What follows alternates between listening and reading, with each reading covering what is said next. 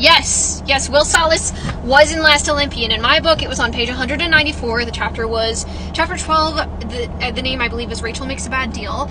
The first line of the chapter, I grabbed Will Solace from the Apollo cabin. The reason he grabbed Will Solace from the Apollo cabin was because they needed a healer for Annabeth, because she got stabbed by, I believe it was Ethan Nakamura, with a poison dagger, because he was aiming for Percy's Achilles point. He didn't know it was Percy's Achilles point, but he would have gotten his Achilles spot if Annabeth hadn't stepped in. So, she was stabbed with a poison dagger. There was a whole thing. He was like, no one touches her! And then it was the scene with the bridge. Do you guys remember the scene with the bridge where they destroyed the bridge and Michael Yu was at the end of the bridge? He's like, okay, let's destroy it. And then he looked around to see Michael, and then he wasn't there. It was just his bow. Yep, that scene.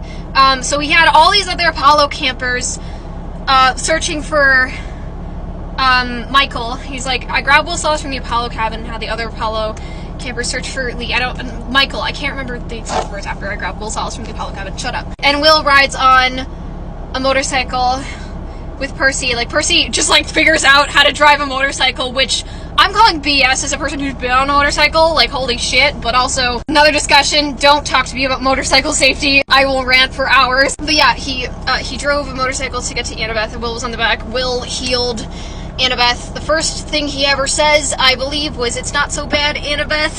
It's an issue, the amount I know about Will Solace. If you have questions about Will Solace, I'm the person to ask, because, yeah.